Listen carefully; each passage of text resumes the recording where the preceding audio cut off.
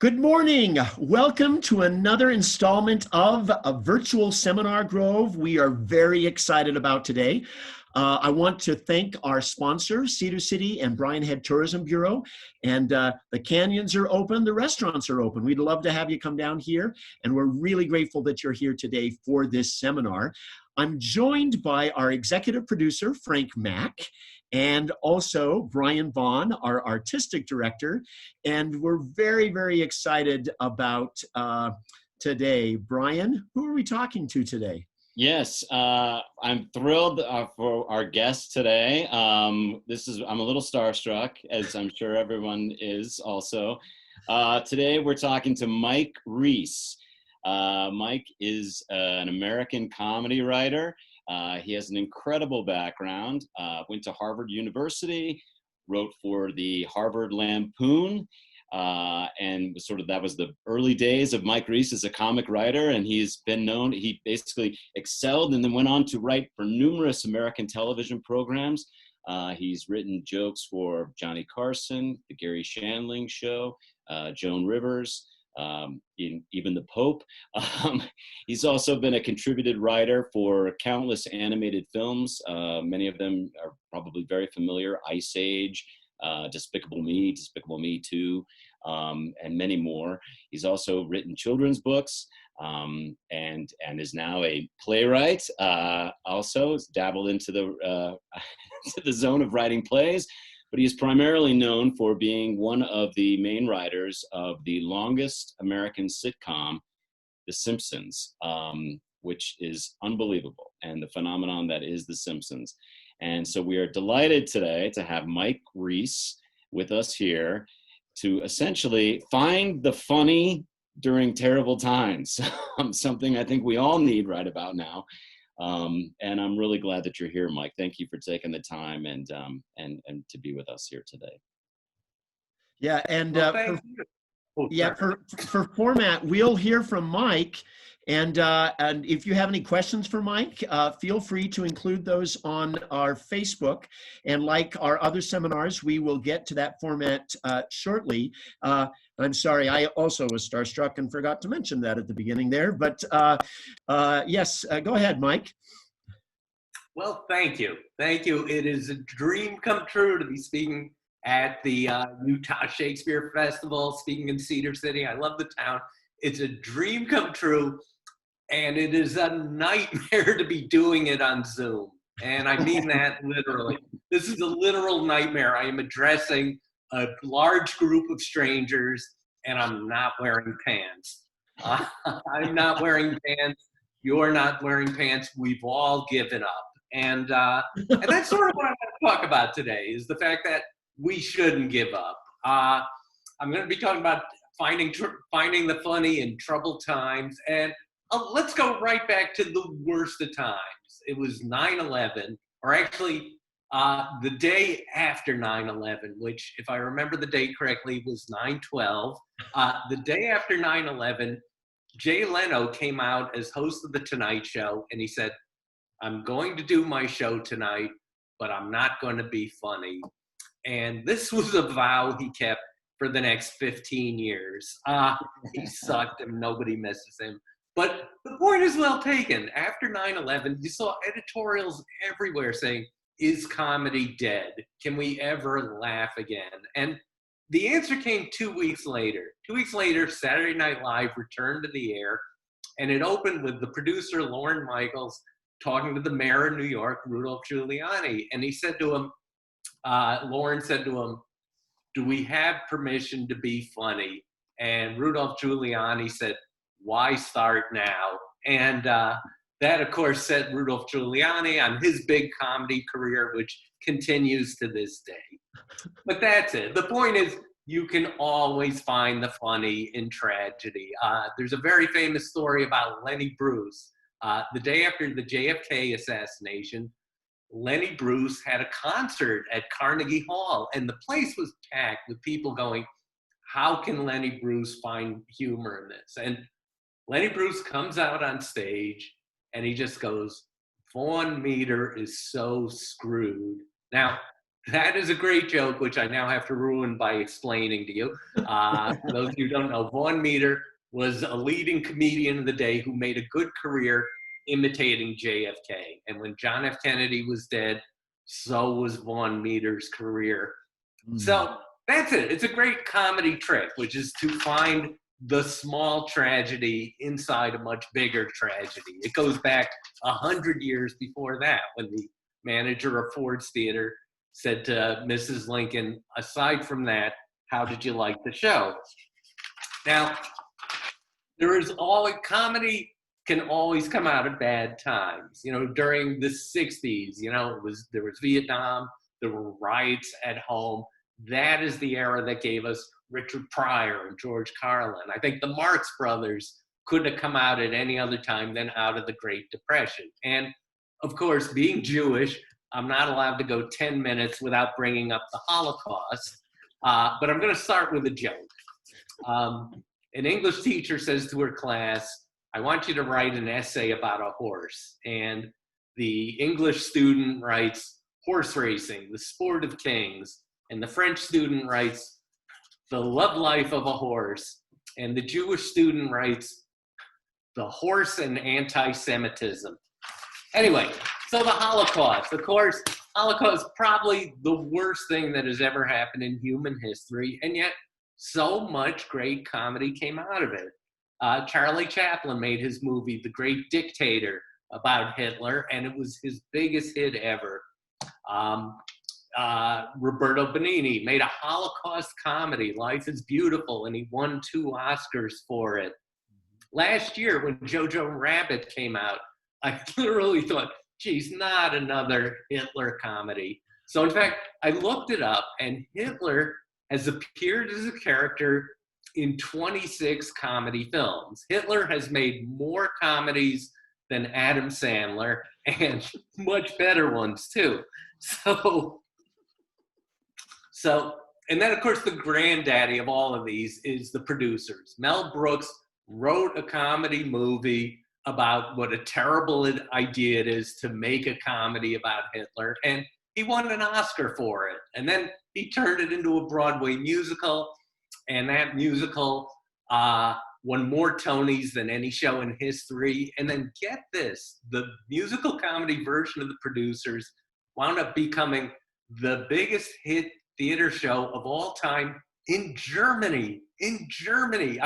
Couldn't you believe there's comedy in Germany? So that's it. And it all goes to prove the old saying that tragedy plus time equals comedy. Unless you're a comedy writer like me, in which case tragedy equals comedy. You don't have to wait. I was happy to hear Steve Harvey echo the sentiment. Steve Harvey was on Riding in Cars with Comedians with Jerry Seinfeld, and he said, the difference between comedians and regular people is we see the comedy and tragedy immediately. Now, all of that just brings us to the current tragedy we're in right now, which is the COVID epidemic. One day, about 6 months ago, I had an idea for a COVID joke. And nobody was joking about COVID back then. Everybody was scared to death, except for, of course, for the people on Fox News who just said it was all a big hoax. So let's pay tribute to them, our last responders. But so I had this idea for a COVID joke, and I wanted to put it up on Twitter. And I want to just go on a tangent here and mention, I post a joke every day on Twitter. I try to give people one good joke a day, just like the Jimmy Fallon show. He sucks too. But the only reason I'm on Twitter was for years I would meet people and they'd always go, we love you on Twitter. We follow you on Twitter. And I go, I'm not on Twitter. I don't do social media. And then one day I checked Twitter out and sure enough, there I was. I had a whole account. I was posting every day and it was some guy pretending to be me posting on Twitter. And he had actually tapped into my wife's Facebook account. So he had my schedule, he's putting up photos of me, and he was actually doing a pretty good job. But I thought, well, maybe I could do better. So I tracked the guy down and I asked his permission to be me on Twitter, and he said yes. And since then, I've been doing a joke a day. Anyway, so 6 months ago, right around this time, it was Groundhog Day. And I had this idea for a joke. I said, if the groundhog coughs, there'll be 6 more weeks of coronavirus. Now, again, nobody was making jokes back then. And so I did what a coward would do. I put the joke up on Twitter and then just monitored Twitter for the next 4 hours. And if there were any complaints, I'd just take the joke down. Well, people loved the joke. They loved the joke. They were happy about it. And this was a surprise to me because these are very touchy, sensitive times for comedy. Not the problems that are going on in the world, but just political correctness. Nowadays, when you tell a joke, everybody just looks around and goes, am I offended? Is there anyone in the room who's offended? Will this offend anybody in the world? But I think with coronavirus, everybody can laugh because we're all in this together.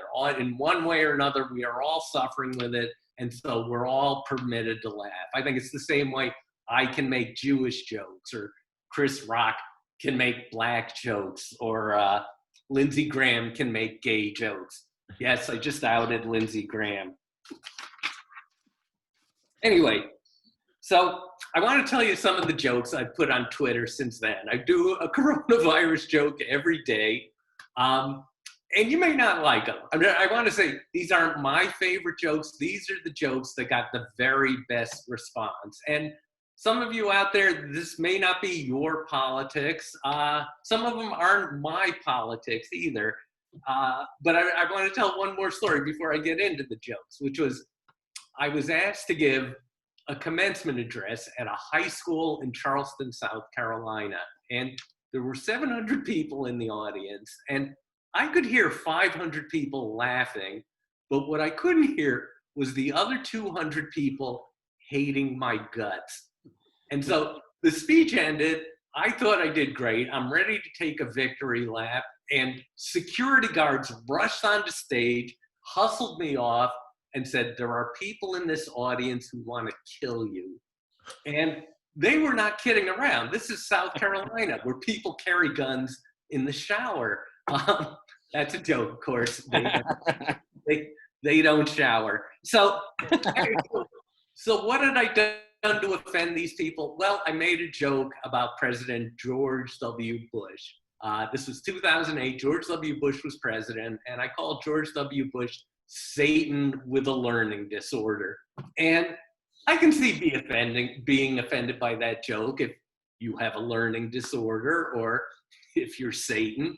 But this was 2008. The world economy had just crashed. George W. Bush had an approval rating of 8%. But apparently all 8% of those people were in my audience that day. And that's where I learned, I think, a very valuable lesson about comedy, which is comedy is not laughing at things you agree with. Comedy is laughing at things you don't agree with, and especially the ability to laugh at yourself. So anyway, let me read you just a couple of jokes from Twitter I did. There are cute jokes like, when this thing is over, I'm never going to wash my hands again. And then there's pretty trenchant stuff like, as COVID-19 rips through the White House, our thoughts and prayers are with the virus. There was topical jokes. This was after President Trump's July 4th rally at Mount Rushmore. I just reported that 3 of the 4 presidents on Mount Rushmore have tested positive for coronavirus. Here's one. Fox News reports that between 200,000 and 1 million people will die due to Hillary Clinton's emails. Here's another one. We are being asked to sacrifice by a president who never has less than 3 desserts. And President Trump, there's a lot of Trump stuff. Trump continues to maintain a 6-foot distance from reality. But let me tell you about my most popular joke, and it's my most popular joke by far. I then got thousands of likes on Twitter, and it is a dark joke. And it's not only dark, but again, it's a Hitler joke. He's our go-to man for comedy. This was in the middle of April when Donald Trump was trying to open up the country back then. He thought we were out of the woods, April 15th, and I said, it is unfair to compare Donald Trump to Hitler, but they both seem pretty eager to kill my grandparents. Okay. So that's what I have to say on the topic. And I know we're going to go to Q&A, and I'm going to start with the obvious question. I know it'll be everyone's first question, which is, what is The Simpsons going to do about COVID-19? How are they going to handle the topic? And the answer is they won't. They won't.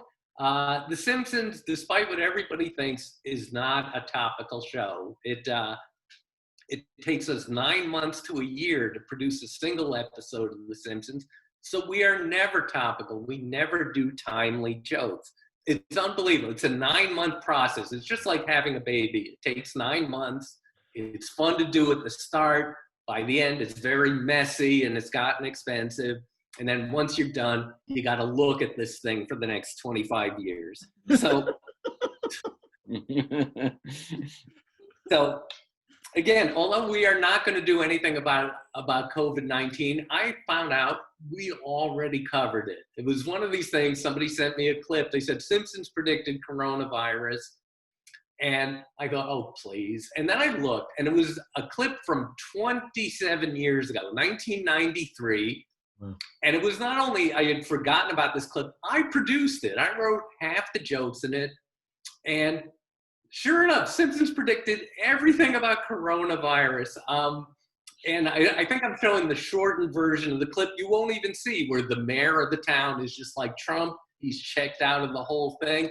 And it even includes the murder hornets. Remember the murder hornets that were supposed to be taking over the country? They were in there too. So let me show you this quick clip from The Simpsons 27 years ago.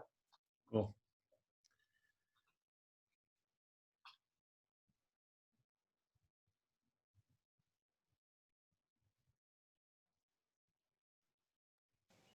Gotta get a juicer, gotta drink juice, lose weight, won't get chest pain from answering the phone anymore.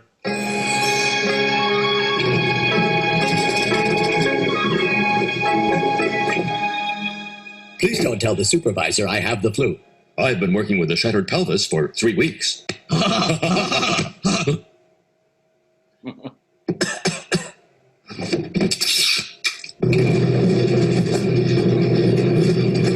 Oh, my juice loosener's never gonna come. Hey, Dad, this came for you in the mail. Mother, get an extra special hug ready. I bought you a new juicer. Good Lord. Flu germs entering every orifice in my head. Happy birthday. Happy birthday.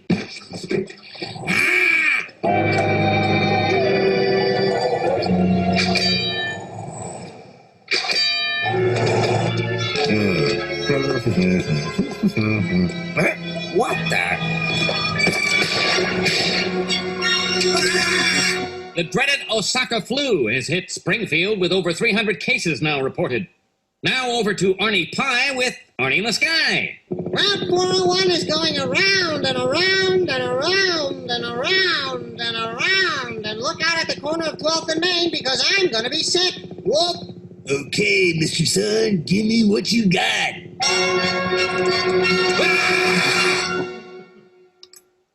98.6. You're fine. Now hurry up or you'll miss your bus. Maybe you better take that temperature one more time.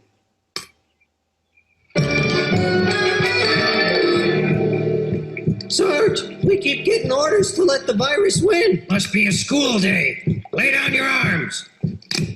All right. Let's make some puffs.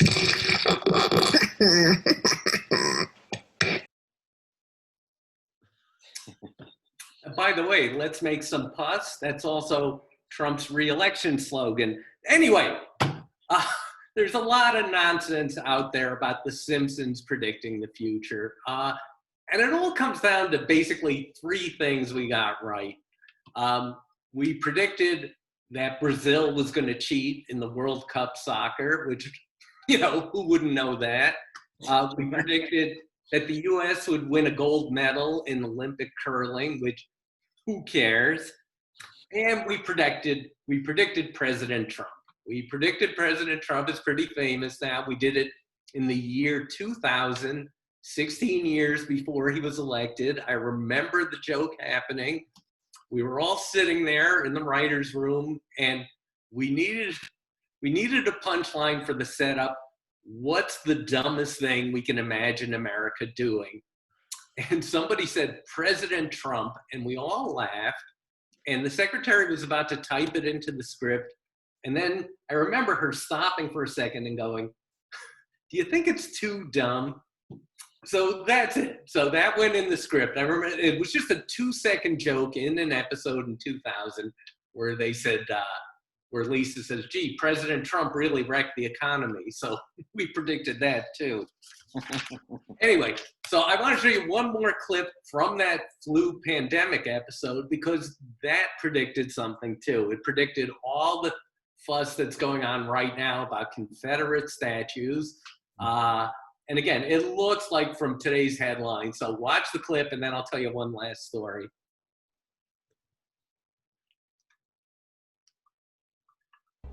$15 short. Exactly what Marge Simpson's marshmallow squares bring in. Can we still afford that statue of Lincoln? No, I'm afraid we'll have to go with something cheaper.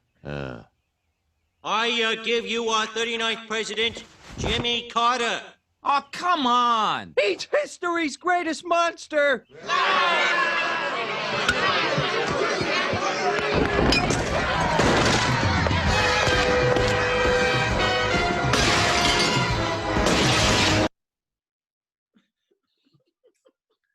So this is a true story. I heard this from Jimmy Carter's grandson directly. When The Simpsons first came on, the grandson was telling Jimmy, you gotta watch The Simpsons. I think you'll really like it. It's smart and it's political and it's satirical. So Jimmy Carter tuned in The Simpsons the week that episode aired. That was it. He saw himself being called history's greatest monster. And that's why Jimmy Carter has never appeared on The Simpsons. And that's why Jimmy Carter's grandson is not in the will. So that's all I got to say, folks. I'd love to hear your questions. Fantastic. I want to start with one just to lead us off, and then I've got a question here that has come from Facebook. Again, Facebook listeners, watchers, any question you want to ask about the process or anything, feel free to post those questions here. How do you inoculate yourself from how do you know that? How do you know when a joke is going to hit? And ooh, is this too much? Is this not enough? How do you walk that line, especially in the satire world? Yes, the way to get a joke on The Simpsons is so democratic. The way somebody will write an original script for The Simpsons, and then it gets rewritten by a group of people sitting around a table, going through the script a line at a time. It is very laborious. Wow. It's I always say it's like a kibbutz, only more Jewish. It's just basically a bunch of people sitting there will go, line one, has anyone got anything funnier here? And we'll all throw out jokes, and if somebody says something that makes everyone laugh, it goes in the script. So that's how it gets in the script. But then 3 months later, we have a screening of rough animation. It's called an animatic. It's rough black and white version of the show. And we watch it again. And if the line gets a laugh, then it stays in. If it doesn't get a laugh, even though we've all heard it before, we cut it. And then 2 months after that, we get a full color animated version of the show. And we sit in a room and we watch that as a group. And if something doesn't get a laugh, it gets cut. So by the time a joke is on the air on The Simpsons, even if you don't think it's funny, it's at least gotten a laugh out of a group of people 4 or 5 times. So that's how we're pretty safe. And I got to say, it's an amazing thing that The Simpsons never get sued. We never get sued. We very rarely get protests. And I think it's because the show, whatever the show is, it has always been that since day one, back in December 1989 when it came on the air. And if you were going to be offended by The Simpsons, if it was if it was not your cup of tea, you stopped watching 30 years ago. And since then, everybody who tunes in the show knows what they're getting in for. Yeah. Yeah, one of the things, Mike, I want first off, I want to tout your book, which I think is really awesome. It's called Springfield Confidential, written by Mike Reiss, and you can find it, I'm sure, on all the book-selling websites and Amazon and so forth. But it's so full of great anecdotal, terrific stories. You're also very, very successful. I mean, you've won 4 Emmy Awards with The Simpsons. You've won 2 Peabody Awards. You are a very prolific writer. I know that it's also comic writing, and there's a really depth skill to that. But you've dove into children's books. You've worked on animated series, obviously, movies, and now you're writing plays.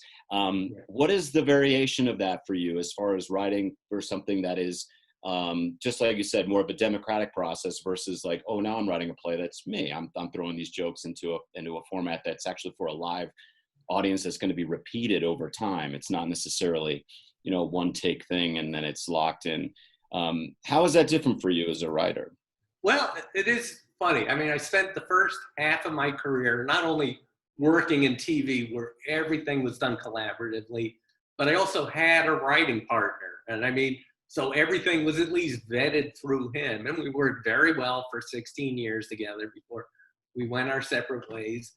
So after 30 years of writing TV and movies, I started writing plays because, you get tired of earning money and having people see your work. So I started writing plays, and what I loved about it was all me. I mean, if it went over great, I knew it was all my stuff. And if it went badly, I knew I had to fix it. It was all my fault. So I like that. I like the pressure, and I like the rewards of it. And it is my favorite thing I get to do. I like it more than writing TV or movies or children's books. I love writing for the theater. And clearly, people must love writing for the theater because there is no money in it. And one story I'd love to tell is came from my first play. My first play I wrote at the request of Frank Mack. I wrote a play called I'm Connecticut, and it had a character in it who was sort of a tough-talking Boston guy. And he had a line in the play where he said, in Boston, we call ice cream sprinkles Jimmy's. Who the hell is Jimmy, right?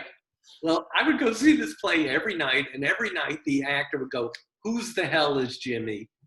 And I thought, I like that, That's sort of good character. Who's the hell is Jimmy? And it was only when the play closed, I looked back at the script and I saw, oh, it's a typo. You gotta love a medium where they even do your typos. That's terrific. And I should know, for those of you that were at the festival 2 years ago, we featured Mike's play, Shakespeare's Worst, in our Words Cube program, and we're so grateful for that. And it was very successful and obviously fun-filled and lots of laughter. One of the things I really love, and you kind of touch on this, was the sort of equal opportunity offender, really, that The Simpsons is. And I do think that that's a lot of some of the success part of that. It's like, in many ways, you sort of categorize yourself. I've been on The Simpsons. They've covered me on The Simpsons. I've been successful now, I think that's really true for a lot of famous people. But you've worked with so many amazing comedians, especially in the recording room when you're working on The Simpsons. Have there been episodes where you've taken material from those comedians who come in and they voiced either themselves or certain other characters that you've gone, that's a great joke, we got to use that? Yes, absolutely. We love to have anybody ad lib on the show. We love it. It's free jokes. They're doing our work for us.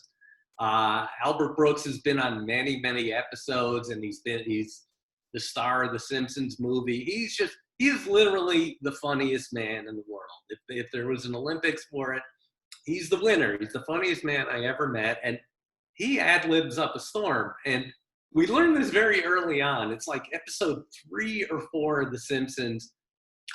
We had a scene where Homer is buying an RV from a very shifty salesman. Now, Homer, despite being the stupidest man in the history of TV, is played by Dan Castellaneta, who's an incredibly smart man and also one of the great ad-libbers, improvisers, maybe the best improviser I've ever seen. So the two of them had this scene together that was supposed to take a minute and a half, and they went at it for 6 hours. We have 6 hours of tape of the two of them just riffing on the scene. So yeah, we love the ad-libs. There's a funny story. I think I can tell this one because I don't think it'll get out too far. We had Richard Dean Anderson on the show. Richard Dean Anderson, I think that's his name. He's the star of the show MacGyver. And he came, we wrote him a part playing himself in the episode. And we get to the read-through where the cast and the producers are all sitting around. And somebody goes, Richard Dean Anderson. And his line was, did someone say my name? And instead he goes, did someone say my names? Which is a pretty cute joke because he's got 3 names. So he ad-libbed that joke. It got a huge laugh. And suddenly Richard Dean Anderson thought he was Robin Williams. And he just ad-libbed the rest of the show. And this is not his strength. He was very funny, had a great sense of humor. It's a great thing about The Simpsons. We have so many random guest stars on the show. And a lot of them never get to be funny. So they love that opportunity. But Richard was pushing it a little that day. In fact, this morning, while I'm doing this, The Simpsons back in LA is having a table read. And Werner Herzog is there. We wrote him a very big part into the show. And he's hilarious. He's really funny. And he's proud of it, too. He gave an interview. He said, I make the producers laugh so much, it breaks the equipment.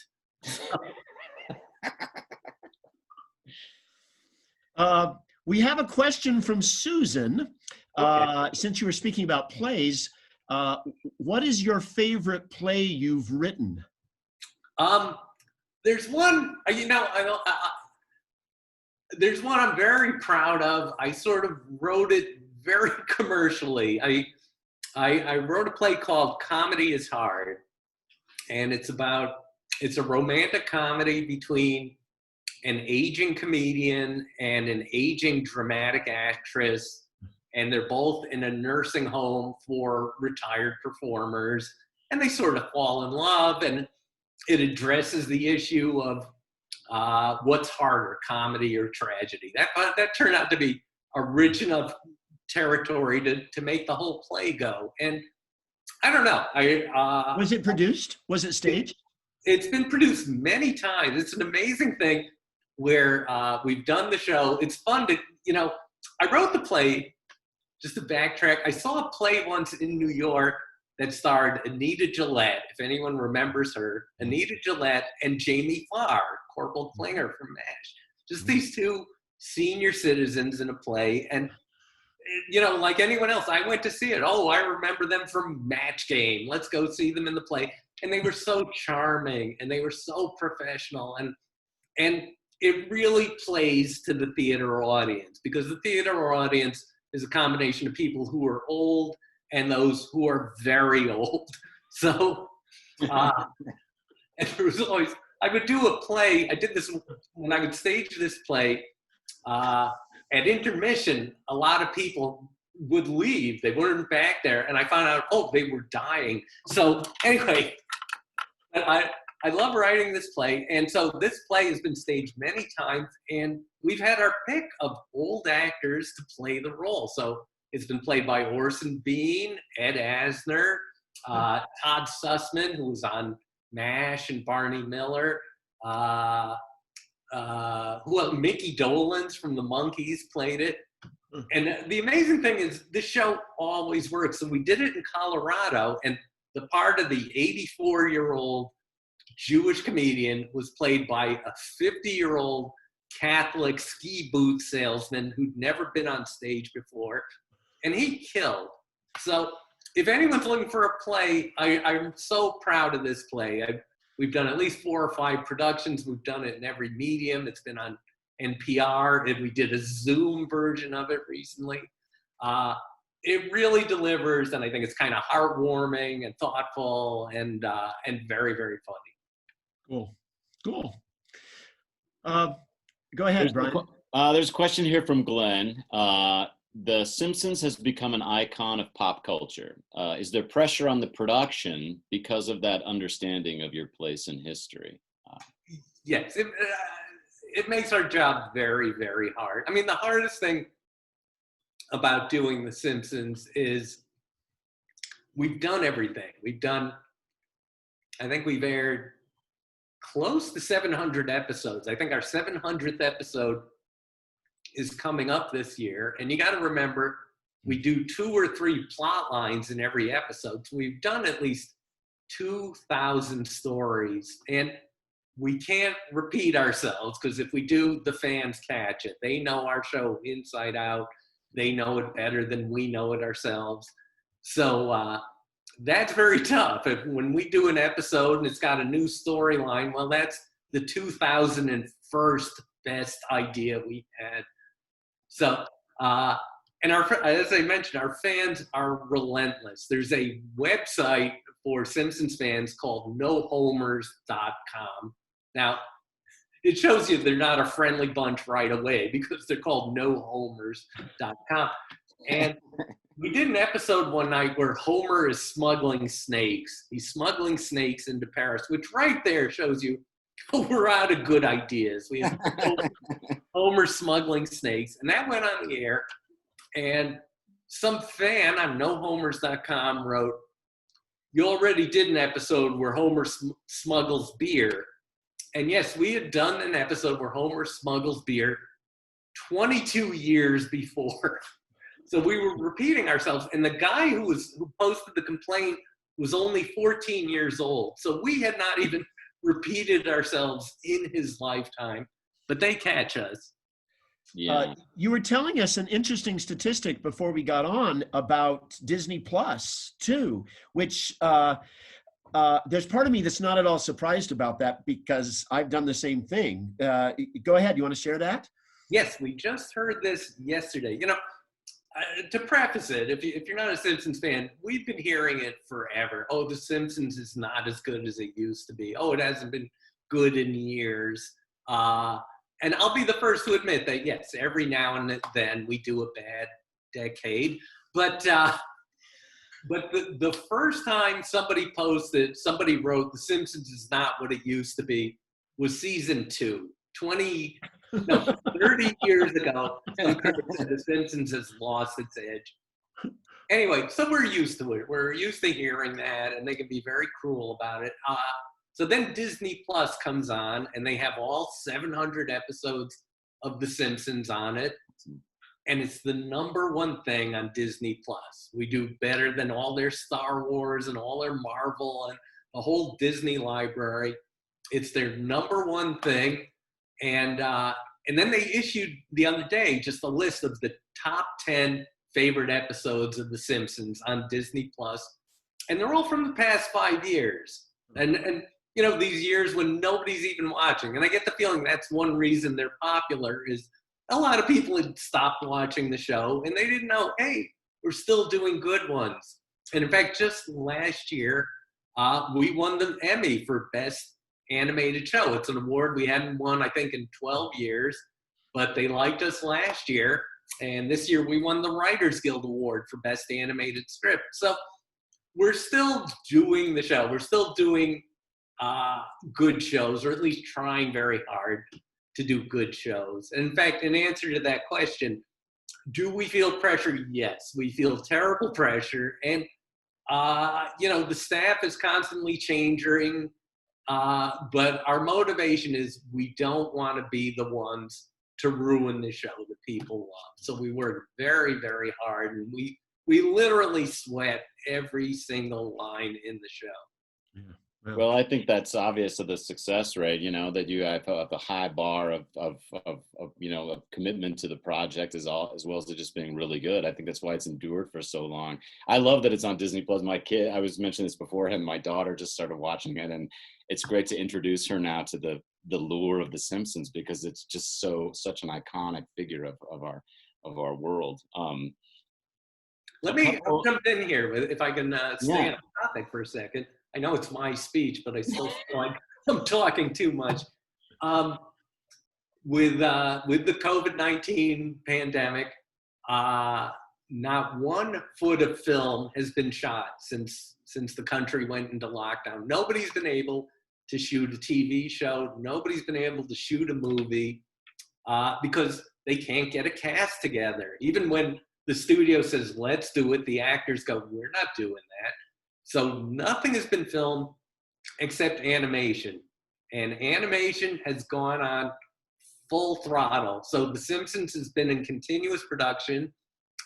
We did not miss 1 day of production. And in fact, we're getting ahead of schedule because doing everything on Zoom is just a much faster way to work. So we're in full production. I know Family Guy is in full production. Animated movies, they've shut down the studios and they just sent, the kind of high-tech laptops to all their animators, and they're all sitting at home making shows. So you're going to see an awful lot of animation next year. We are going strong, and it's working fine. So Susan asks a question, and you're not even seeing these questions, and you tend to answer them before we actually read them. So there's something going on here, Mike. Well done. It's very predictable. So. So she asks, how are Simpsons episodes being team written during COVID? And you've kind of answered that, but it's Zoom, right? Is that what you're doing? Zoom. Now, I'll tell this story, which is I lived in LA for 26 years, and I hated it every single day. But that's where my work was. It just never appealed to me.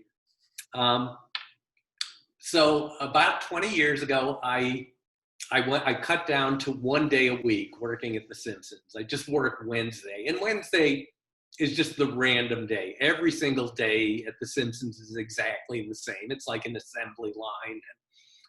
When I go in on Wednesday, I'm just one more guy at the table sitting there pitching jokes.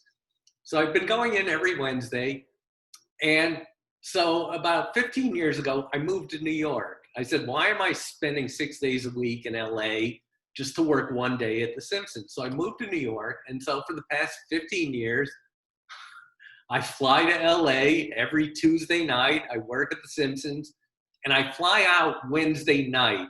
So because I don't want to even spend 24 hours in LA. I love my job, but I hate the city. And people go, well, can't you just telecommute in? And I go, no, you got to be in the room. You got to be working with the other writers. It's like jazz.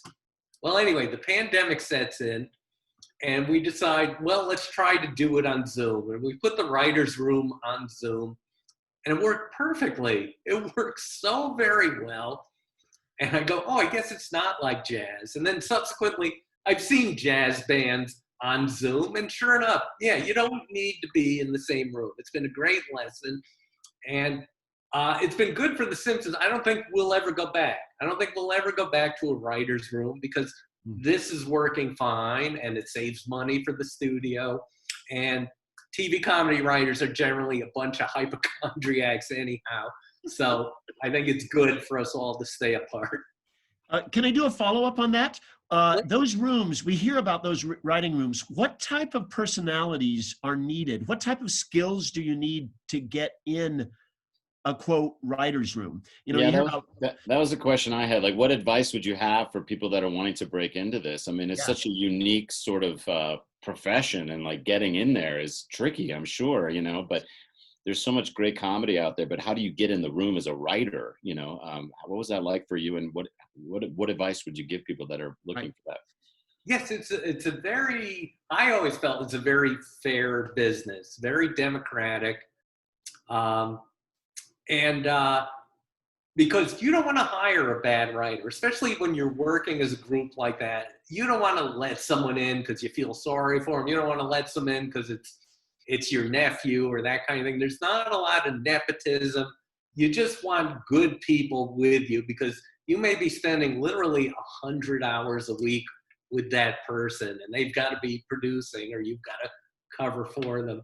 So it's very rigorous. It's very tough. And the way the TV sitcom business works, the way you break in is you write a sample script. You write it a sample episode of Curb Your Enthusiasm or Big Bang Theory. And that's your currency. That's your way of saying, I know how to write a script. I can type. I can make up an original story and fill it with jokes. I can write to existing characters. And that's how I broke into TV. I wrote an episode of The Golden Girls. I wrote a Golden Girls, and now I am one. And I wrote this episode. You never expect it to be produced, but that episode got me 6 different jobs, but it didn't get me a job at the Golden Girls. They didn't like it. And that's a quirk of the industry. We have never hired anyone at the Simpsons off a Simpsons script. And again, it is just the sample. And when I ran the Simpsons, I used to read 800 scripts a year. I would just have them piled up, and they were vetted already. These had come in from agents. They weren't just random things over the transom. So they were all pretty good, but I was looking for the great ones. And I would find 8 great scripts out of 800 scripts. And when I would call the agent and say, I want to hire this person, they go, well, everybody wants to hire them. So talent will out. You got to work very hard on that script. I always tell young writers, work very hard on your sample script, because it's the last good script you ever have to write. So that's it. And can I tell a longer story? You don't mind, dude? Yeah, sure. That's half the job, though. Half the job is being able to write a good script, but the other half is to be able to produce in the room. You have to sit in a room, and we don't want a comedian. We don't want a live wire or anything like that. You don't want a loudmouth. It's not competitive. It's not people shouting over each other. It's just 6 or 7 people sitting in a room thinking. And it's funny because every 2 or 3 years they send a news crew in to film the Simpsons writers at work, and they think it's going to be like a circus. Instead, it's just Jews sitting and thinking. It's the way the Torah was written. So anyway, so we just think. So here's the story. Here's my story. This is how I got into sitcoms. When I first moved to LA, I had a job, and then that job ran out, and then I was bereft. I had no job prospects. I didn't know anyone in LA. I was so lonely and sad. And this is back in the day before the internet, before DVDs and VCRs. All you had was TV. You just had to watch TV, and whatever was on, you had to watch it. I mean, I could have read a book, but come on. So anyway, so the only thing that got me through these long, lonely weeks in LA was there was a show called 9 to 5 that was on Wednesday nights at 9:30. Now, 9 to 5 was a pretty good movie in the 80s, but it became the worst TV show I'd ever seen in my life. Now, who was it? The movie starred Lily Tomlin. Instead of Lily Tomlin, the TV show had Rita Moreno. Pretty good trade-off, right? And it starred Dolly Parton, and instead of Dolly Parton, it starred Dolly Parton's first cousin, who wasn't an actress, but she was Dolly Parton's cousin. And instead of Jane Fonda, 2-time Oscar winner Jane Fonda, we had a Hairspray model. So anyway, this got me through the week, watching the worst show ever. And I would go and I would buy a quart of beer and watch this terrible TV show. And it was like church for me. This was my appointment. Anyway, so one day I'm sitting at home in LA, and I get a call from 9 to 5. And they said, we're looking for writers. All our writers just quit. You want to come in for a meeting? And I go in for a meeting, and they start to explain the show to me. And they said, it's about 3 women, and they share an apartment in Cleveland. And I said, yeah, and they work in a factory that sells slotted spoons, and the son sleeps on a shelf over the kitchen sink. And they go, you've seen our show? And I said, oh, I never miss your show. And they literally said, you're hired. We never met a writer who's watched our show before. And so that was my first sitcom job. I'm working on the worst show ever. And it was an interesting learning experience in that the writers were all very good. They were funny writers. They went on to work at The Nanny and Cheers and Frasier. But this show, it sucked from the head.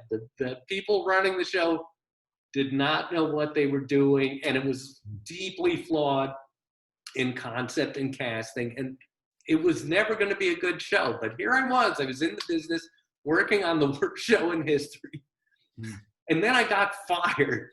I wasn't good enough to work on the worst show in TV history. And I said, "Why'd you fire me?" And they said, "You were too quiet in the room." And that was a good lesson for me. I go, you can't just sit there. And one reason I was quiet was I was going, this is terrible. This is never going to be any good. But since then, I've learned to just speak up and pitch jokes and not be afraid to pitch a joke that's not going to work. So that's it. That is the other aspect of being a TV writer is you got to be funny in the room. You got to be able to think on your feet. Can I speak up for a minute? Absolutely. Mike, on the other end of your career, when you started to get lots of attention, win lots of awards, I just want to ask you, because I just want to hear it again. You told us when you did a play with us back in 2011 about when you received your first Emmy. Oh, I'd love to tell this story. Yes. I'm dying to hear that again. Yes, this never gets old. It's shameful. The night I won my first Emmy, I told my wife, take a picture. I want to send it to my hometown paper. I'm from a small town in Connecticut. So she took a picture and I sent it to the hometown paper, the Bristol Press. And 4 days later, it appeared on the front page of the Bristol Press. Me in a tuxedo, holding an Emmy over the caption, "Local man claims to win award."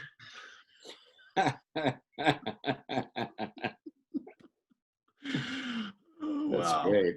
Hey, we have a question from Luther. And this is a great question because I love this play he's describing. How do you feel about the play, Mr. Burns, a post-electric play by Anne Washburn and Michael Friedman? Okay, yes. I hate that play so much. I cannot tell you how much I hate that play. And it was funny because I guess we have to backtrack.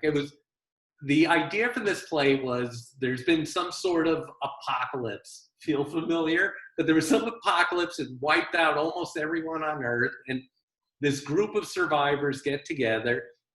And the only lore they have in common, I guess, is they can all remember this one episode of The Simpsons. And it's our Cape Fear parody of Cape Fear episode of The Simpsons. And they recreated on stage to their best of their memory. And then I think we cut ahead 500 years and we see what the play has become in that time. And it's become this very weirdly stylized musical.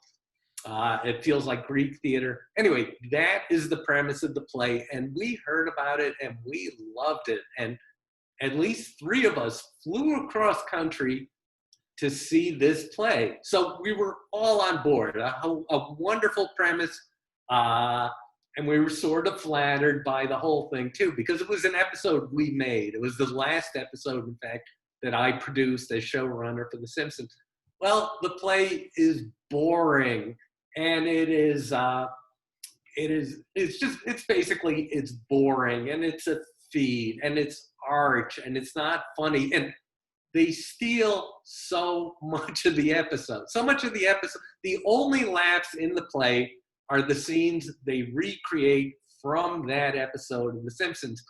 And I felt this terrible violation. There's a scene in that episode that my wife and I just made up in bed one night. We were just playing around. We had some stuffed animals and we're acting out this little scene. And then we put it in The Simpsons. And then I'm watching this play, and there it is. There's the scene from my bedroom. Now, of course, the writer of the play doesn't credit anyone. She doesn't thank the Simpsons writers, not the writer of the script. So that was it. It felt like a terrible violation, I thought, first off. But and then I meet the writer of the play after the show, and we're all pretending like we love this show. I meet the playwright, and I said, "Well, you don't really like The Simpsons, do you?" And she said, "No, I'm not really a fan." And I could tell because just didn't get the show. So again, that's what I think. That's a long answer. That's what I think about the play. And the other thing that bothered me, as I mentioned, I moved to New York 15 years ago, and that play was showing 60 feet from my front door. So I walked past it every day, just hating it. And again, I think what I hated most was not that it was The Simpsons. It was not that it was my script or my jokes on stage. It was just she had a wonderful premise and she blew it completely. And I think I would have been just as mad if she had done that with the Seinfeld episode, if she'd taken a great Seinfeld episode. So, yes, you will not get an endorsement of that play from me. Don't ask again. That's a good, I mean, Mike, he kind of touched on this a little bit. I mean, it's a similar subject, but Marie asks, how do you handle it when people don't think something you've written or produced is funny, or they don't get the joke? I mean, what do you think about that? When they, I think that with every joke I put out there. So learn from it. I learn from it. I listen to it. Every once in a while, I'll see it on Twitter. Someone just didn't get the joke at all. I made a joke about Tiffany Haddish making terrible movies.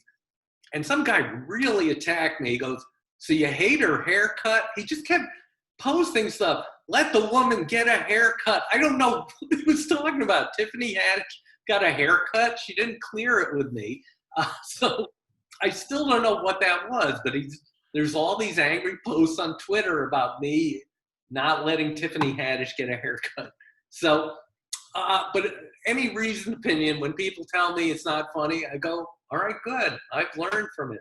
By the way, let me mention, when we're talking about Twitter, if there are aspiring writers out there, go on Twitter, get a Twitter account, post a joke every day. And if people don't like that joke, put another joke up there. Keep putting jokes up and don't mix it up. Don't put up a joke and then just put up a joke saying, oh, I love Parmesan cheese, or don't post the picture of your lunch. Just do a dedicated comedy account, because it's such good training, not only in joke writing, to have this audience out there judging your jokes. So you learn what makes a good joke, what doesn't make a good joke. You'll acquire a backlog of good jokes if you want to go out and be a stand-up comedian, if you want to apply for a job at a comedy show like The Daily Show. You'll have proven road-tested jokes. And I found out this is how a lot of the late-night shows are finding comedy writers. They go on Twitter, who writes great jokes. And we hired a woman at The Simpsons partly off of her fantastic Twitter feed, and it was a great hire. So that's it. That's the advice I have for comedy writers. That's great. Well, we have been really, really blessed to have you here. We're just so grateful that you'd spend this time here with us. I'm grateful as an educator for all of the advice and things that you have given about writing room, about the work of it, and the skill. Because again, I think, as you already alluded, a lot of people think that, it's a circus in there, not knowing that every one of those jokes, I mean, literally every frame. I'm still laughing over the Jimmy Carter thing, the malaise forever, that literally it's just stock and full of that. So I want to thank you as an educator. You made my film classes. I would tell my students, I would say, you're taking this film class from me, but what I'm really trying to do is make you understand every single joke in The Simpsons because of the education that you're going to need, with all of that. So thank you. Thank you for that. I want to do some closing business to advertise. Brian or Frank, do you have any closing words before we do our closure here? No, just thank you, Mike. What a joy to get to spend an hour with you and hear these wonderful stories and learn much more about the inner workings of the greatest TV show ever, I think. Mm-hmm. So thank you for joining us and for writing Shakespeare's works, which we got to produce in Words Cubed, and that we may get a chance to do someday here at the festival again. I hope you do. Yeah, thank you, Mike. I mean, it's been a real treat and a real honor. I think, one of the things I really admire about you is, yes, you are deeply, deeply funny and have so much great skill set there, obviously, but you're also an incredibly warm individual with a whole lot of heart. And I think that's really also another indicator of why The Simpsons has been so successful over time, and the amount of passion and heart that you put in the work. It's really terrific. And sometimes you have to develop a thick skin, I'm sure, as a comic writer. But what's so great is like you live and you learn and you keep moving forward. And having that inspiration with our audience, I think, is really, really, really wonderful. So thanks for taking the time. I know you're a busy man, and thanks for putting so much out there into our world, which is so necessary and vital. It's been a real gift. And read Mike's book. It's really great. It's really, really terrific. Funny, but also, like I said, heartfelt and some great stuff. Thank you, Mike.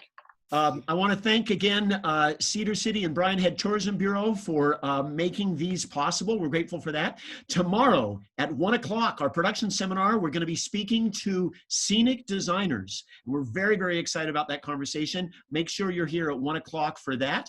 The conversation continues online. You can continue talking via Facebook, and you can also find all of our past episodes on our virtual festival, which is right on our website. You just go to bard.org and you can find it there. Thank you, Mike. Thank you very, very, very much. And we will see you all. Thank you. Thank you. Bye, everybody.